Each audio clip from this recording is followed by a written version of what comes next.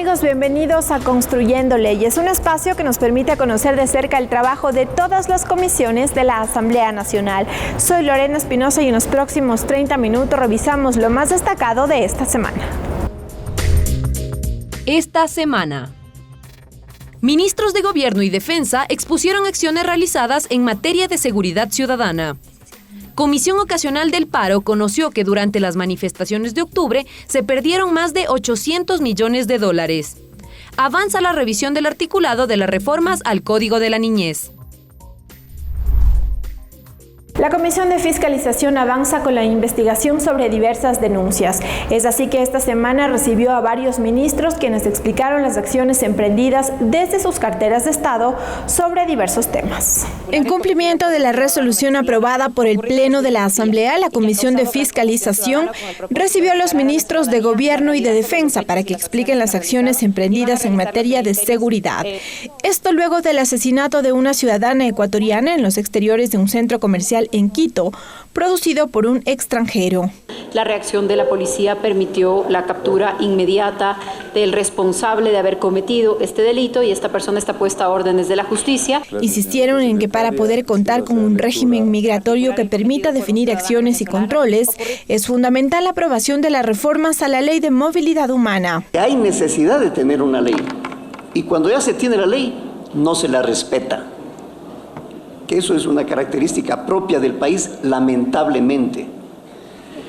Y no solamente es eso de que exista ausencia de una normativa legal para poder actuar, sino que no hay cooperación con las instituciones. Por otra parte, la mesa legislativa recibió al ministro de Energía, quien explicó sobre las denuncias planteadas sobre un supuesto tráfico de influencias en CNEL de Sucumbíos. José Augusto Briones aseguró que el tema ya está en manos de la Fiscalía. Los narrados por el antes referido ingeniero Erinson Aguirre en la entrevista a él realizada, se presume la existencia de un posible delito en contra de la eficiencia de la administración pública, que necesariamente debe ser sometido a un proceso de investigación por parte de la Fiscalía General del Estado a fin de establecer cómplices de la presunta conducta punible. A la comisión también estuvo invitado el ministro de Finanzas, Richard Martínez, con el fin de que explique sobre el uso de dineros del servicio de pago de accidentes de tránsito. Sin embargo, se excusó y no asistió. Lorena Espinosa, Televisión Legislativa. La Comisión de Educación volverá a llamar nuevamente a la ministra de Educación, al director del INEVAL y al titular de la CENESID para que informen sobre el proceso de reprogramación del examen Ser Bachiller. La mesa legislativa además continúa recibiendo observaciones para reemplazar este mecanismo de evaluación. Luego de exhortar al presidente de la República para que declare en emergencia al sector de educación, tras los inconvenientes detectados en la toma del examen Ser Bachiller, la Comisión de Educación recoge propuestas para encontrar un mecanismo que reemplace a esta evaluación. Es así que recibió representantes de la Dirección de Educadores de Loja, quienes proponen que la toma de los exámenes para culminar el bachillerato regrese a cada una de las instituciones educativas. El examen de grado no tendrá doble propósito, es decir, los resultados obtenidos no incidirán para el ingreso a la educación superior.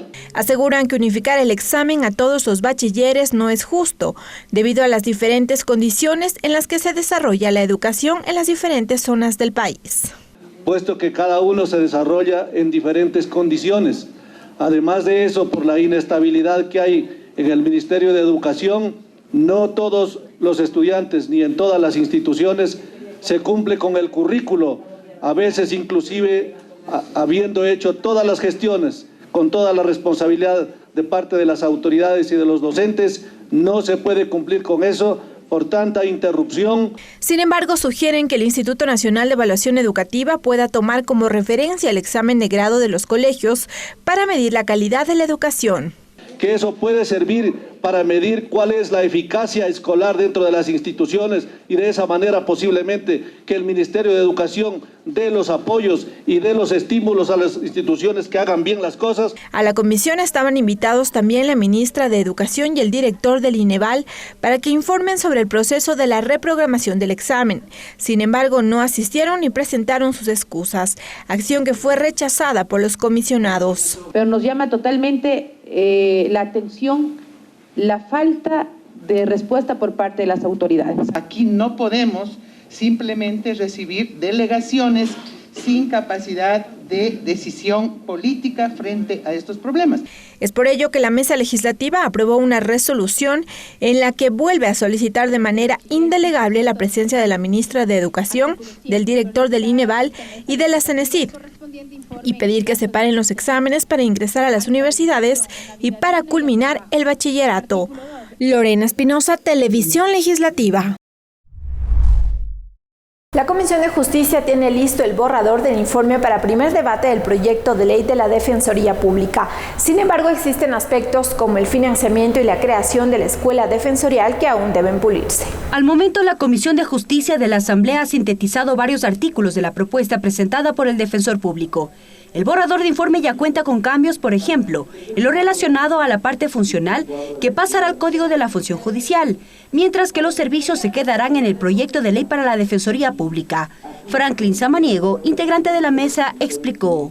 Toda la parte orgánica, la designación y el manejo administrativo de la Defensoría Pública pasaría al Código Orgánico de la Función Judicial, y toda la parte que tiene que ver con derechos, el tema de mediación, el tema de cómo se interviene en el territorio y cómo se articula la Defensoría Pública, quedaría en esta ley.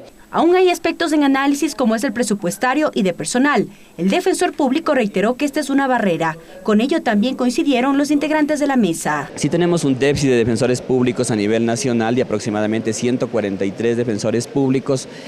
También, claro, obviamente el tema presupuesto es algo que nos ha afectado, pero sin embargo de lo cual nosotros estamos sacando adelante a la institución. Fiscalía tiene alrededor de 130 millones de dólares de presupuesto y la Defensoría Pública alrededor de unos 35, 36 millones. Entonces existe una abismal diferencia. También hay criterios diversos relativos a la creación de una escuela defensorial. Desde el Consejo de la Judicatura tienen sus reparos. Consideramos que lejos de coadyuvar al fortalecimiento de la Dirección Nacional de la Escuela de la Función Judicial, la debilitaría.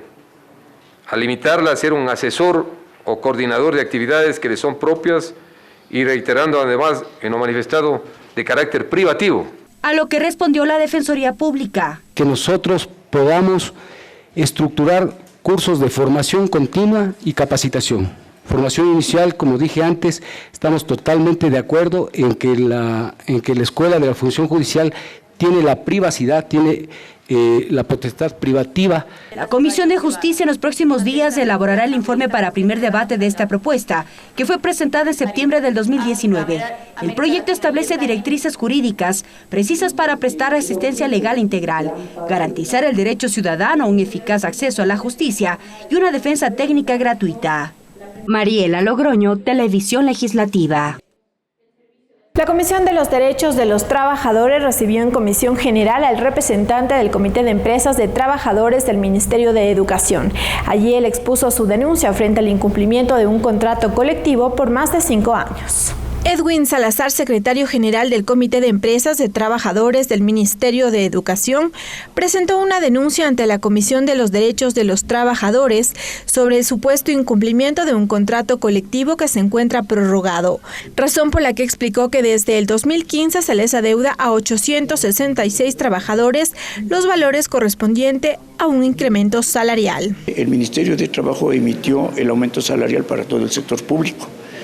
El incremento fue de $30, en donde, según la tabla salarial, a los compañeros conserjes internos les correspondía subir de 561 a 596. Prácticamente estamos hablando aproximadamente de $1,800 a cada trabajador. Ante la negativa de las autoridades, esperan que los integrantes de la Comisión de los Derechos de los Trabajadores les ayuden a que se les cancele sus haberes contemplados en ley. Lamentablemente tuvimos un diálogo con la señora ministra, quien nos dio la palabra de solucionar, pero solamente fue un diálogo y de ahí hasta la fecha no hemos tenido otra reunión. Que no estamos pidiendo un incremento, ni estamos pidiendo una exclusividad, estamos pidiendo que se cumpla lo que la ley ordena. Y es que la mesa legislativa, en el marco de su rol fiscalizador, también convocó a la ministra de Educación para que explique sobre la desvinculación de trabajadores de limpieza en las diferentes instituciones públicas. Sin embargo, no acudió. Se entiende de que últimamente se han desvinculado más de 3.000 personas, no han sido reemplazadas, por lo tanto no hay quien haga esas actividades y se está planteando que la ministra se pronuncie para que a través de estas asociaciones de economía popular y solidaria que dan este tipo de servicio se pueda realmente solventar esas necesidades que son urgentes. Según el legislador Byron Valle, la ausencia de la ministra a la mesa legislativa derivará a que puedan tomar acciones como el inicio de un juicio político por no acudir a su llamado en reiteradas ocasiones. Lorena Espinosa, Televisión Legislativa. Los gobiernos autónomos descentralizados de la región amazónica demandan la entrega de recursos económicos de acuerdo a lo que dicta la Ley Especial Amazónica.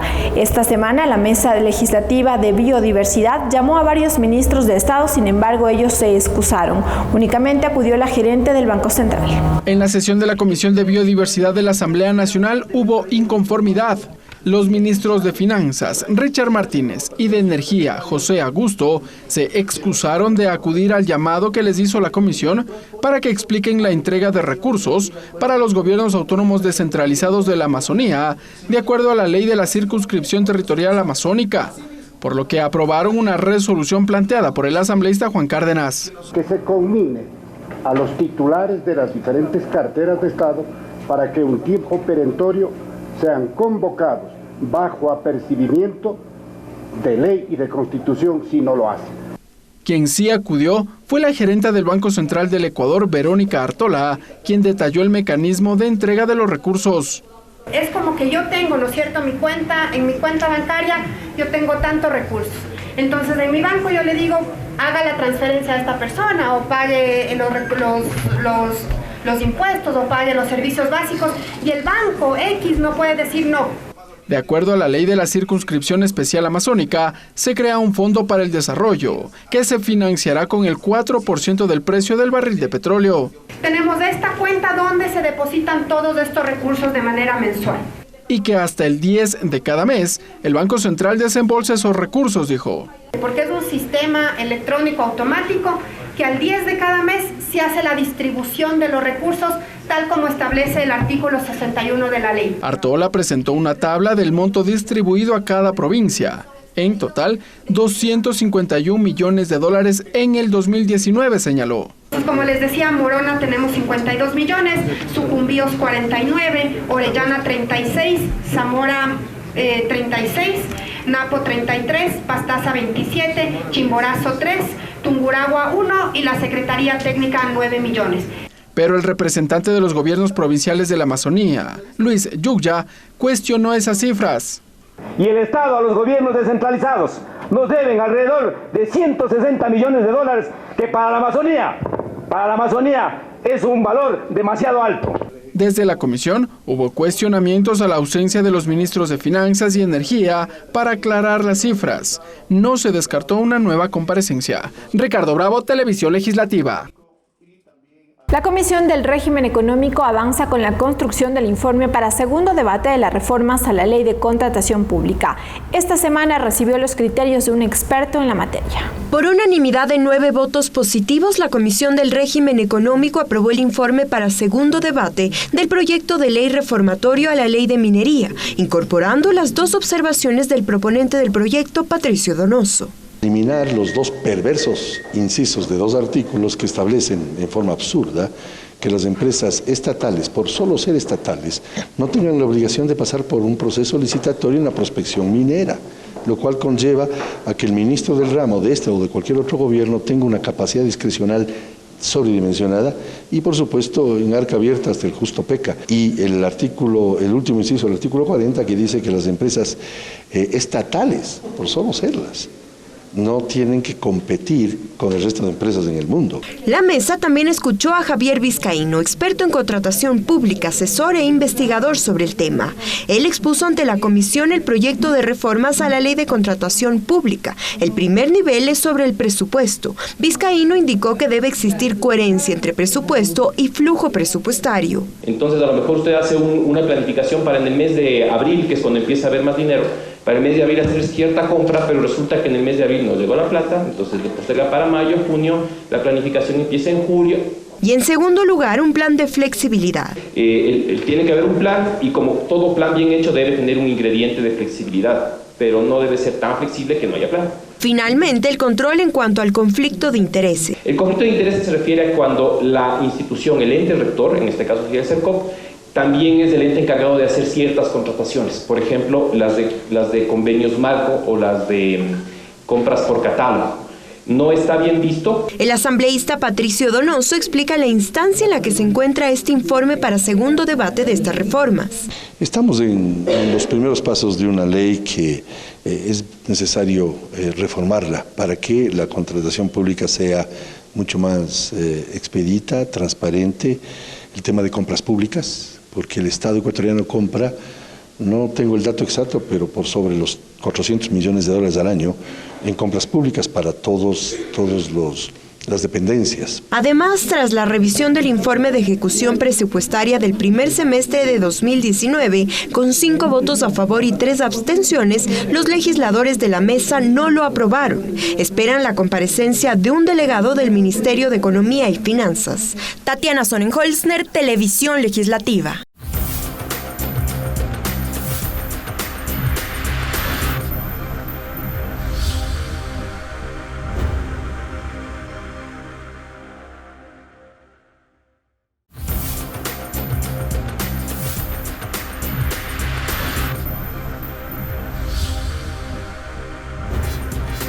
Hoy en nuestro segmento de entrevistas dialogaremos sobre cómo avanzan las reformas al Código de la Niñez con la asambleísta por la provincia de Cañar, Encarnación Ducci, quien es presidenta de la Comisión Especial Ocasional para atender temas y normas sobre niñez y adolescencia. La Comisión Ocasional de la Niñez avanza con la revisión del articulado de las reformas al Código de la Niñez y Adolescencia. Precisamente esta semana la Comisión se ha concentrado en definir y pulir algunos conceptos relacionados a instituciones familiares. Para ello ya me acompaña la asambleísta Encarnación Ducci, presidenta de esta mesa legislativa. Gracias por el espacio, asambleísta. Coméntenos un poco cómo se redefinen o se actualizan algunos conceptos que van dentro de las reformas del Código. Sí, más bien muchas gracias por la invitación. Bueno, el día de hoy justo estamos revisando ya todo lo relacionado con las instituciones familiares. Ahí desde el enfoque sobre todo de la doctrina de protección integral, la subcomisión que trabajó más ampliamente este tema había hecho algunas propuestas de cambio de terminología respecto a algunas instituciones familiares. Por ejemplo, el tema de tenencia, patria potestad, alimentos, visitas, que todos estos son generalmente los primeros vienen del derecho romano y más están relacionados con bienes y sobre todo también tienen ese enfoque paternalista.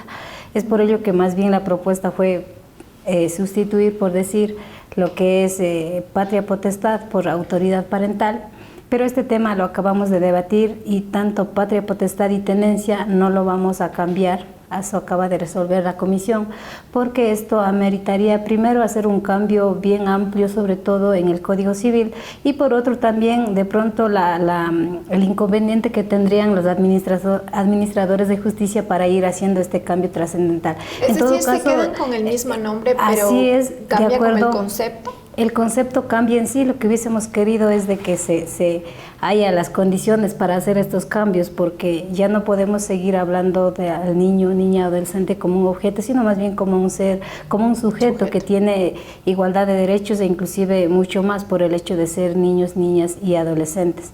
El término también de alimentos. Es concebido actualmente en el Código de la Niñez como que las pensiones alimenticias o ese porcentaje económico es simplemente para la comida del niño, niña, adolescente, cuando el mismo código inclusive ya amplía más el concepto de alimentos y pone claramente que es también para salud, para educación, para la recreación, para la vestimenta. En todo caso, esto se cambió, no es solamente alimentos, sino más bien es un régimen económico más amplio. Lo hemos cambiado el título y así ha concebido y así ha dejado también actualmente ya la comisión. ¿Cuáles serían las incidencias de este cambio? Si ya no hablamos de pensión de alimentos y existe actualmente un rubro destinado sobre ese cálculo, esto también podría incidir, se puede ver afectado si se amplía y ya se estipula y se tiene bien definido cuáles son los gastos que derivan de esa pensión. A ver, de entrada no va a tener afecciones porque el código ya desglosa que no solamente es para la alimentación del hijo o hija, sino más bien es para salud, para educación, o sea, ya detalla más en el mismo código.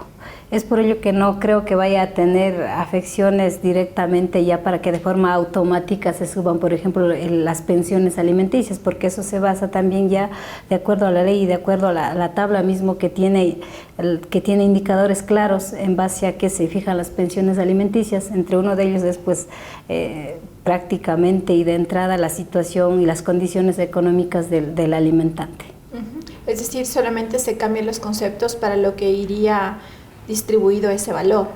Así es, porque ya es clara la ley, todo depende de las condiciones económicas que tenga el alimentante, de las cargas también que tengan a nivel familiar y todos los gastos que pueda incidir para el mantenimiento de la familia. Ahora, se mantienen los conceptos, nos decía el nombre de tenencia y patria potestad, esto para que exista mayor agilidad también con las leyes conexas. Sin embargo, se establecían diferencias entre el concepto de tenencia y patria potestad. ¿Cuál sería entonces esta definición? Claro, actualmente como está el código daba inclusive para muchas confusiones entre que querían la tenencia y la patria potestad, sin embargo las reglas eran las mismas. Es por ello que más bien actualmente lo que se propone es claramente esta diferenciación. La patria potestad sabemos que es una condición jurídica que tienen los padres y eso no lo pueden perder fácilmente a no ser que caigan en una de las causales que establece el mismo Código de la Niñez y Adolescencia, por decir un maltrato físico reiterado, el no pago de pensiones alimenticias injustificadas por más de un año, por ejemplo. Estos son causales de pronto para suspender o para que se pierda esta autoridad legal que tienen los padres. La patria potestad entonces sería como el derecho que tienen ambos progenitores en la toma de decisiones de la crianza de su hijo. Así es. Y la tenencia, en cambio, es de entrada igual. Es el cuidado, se proponía que se cambie tenencia por cuidado y protección, sin embargo estamos dejando como tenencia mismo. Sin embargo, el fin de la tenencia es de la persona, sea padre o papá o mamá, que esté cuidando directamente a esa niña, a ese niño, y se ha hecho a cargo directamente o viva con ella. Otro de los temas que analizaba la comisión era sobre los requisitos o la autorización de salida del país de un menor. ¿Se aumentan requisitos o se aclara algo? No, en ese tema no hemos tocado. Ya la ley actualmente es clara cómo y en qué condiciones tiene que salir el niño, niña o adolescente fuera del país, y también quiénes son las autoridades responsables de hacer el seguimiento y control. Actualmente, tal como está funcionando, de forma general no ha existido problemas como para poder revisar y hacer cambios profundos relacionados con este tema. Bien, muchísimas gracias a la asambleísta Encarnación Duchi, presidenta de la Comisión Ocasional de la Niñez, que nos explicaba cómo avanza este trámite al interior de la mesa legislativa respecto de esta reforma integral a este código. Nos vamos a una pausa. Muchas gracias.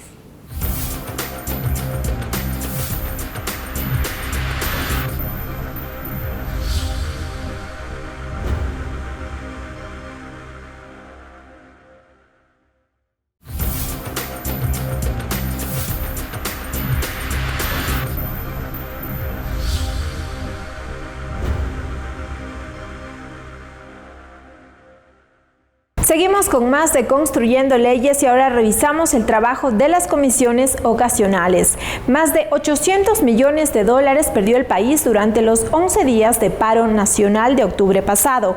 Así lo conoció la comisión ocasional que investiga estos hechos mediante un informe del Banco Central. 11 días de manifestaciones y más de 821 millones de dólares perdió el Ecuador en octubre. Mediante un informe enviado por el Banco Central, la Comisión Ocasional de Paro Nacional conoció los sectores más afectados durante esta fecha. Fernando Burbano expuso. Son 821.680.000 dólares en pérdidas. La evaluación de daños y pérdidas está tanto en 120 millones por tema de daños y 701 millones por pérdidas.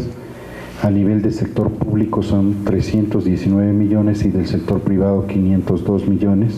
La mitad de estos daños afectaron a los sectores de la producción, agricultura y turismo. Héctor Yepes menciona que el monto que resolvió el Banco Central corresponde al 1% del Producto Interno Bruto del país. Estamos hablando de una cantidad enorme y prácticamente 821 millones es la mitad de lo que se pretendía ahorrar supuestamente con la eliminación de los subsidios. Conociendo estos detalles, los asambleístas acordaron hacer un banco de preguntas y convocar a la titular del banco para que las resuelva. Una de estas inquietudes será sobre las pérdidas en el sector público, dice Burbano. Se da adelantar un pliego de preguntas respecto de este informe, de tal manera que en función de ese pliego de preguntas podamos convocar a la gerenta del Banco Central para que sean absueltas. Además, por unanimidad, la comisión aprobó la guía para la recepción de testimonios de las víctimas, con la finalidad de no revictimizarlas. Pues sepamos conducirnos más de una manera receptiva e informativa, puesto que la mayoría del tratamiento de estos casos tiene que caer en las instancias judiciales. Guía basada en parámetros internacionales que recepta los testimonios de los afectados bajo dos ejes: evitar la revictimización y preguntar sobre lo necesario. Esta guía será utilizada en las futuras comparecencias que solicite la comisión. Con la información recibida será un informe para que conozca el plenario. Tatiana Sonnenholzner, Televisión Legislativa. Bien, y así concluimos este espacio, pero recuerden que ustedes pueden seguir de cerca el trabajo de todas las comisiones a través de sus cuentas de Twitter. Hasta la próxima.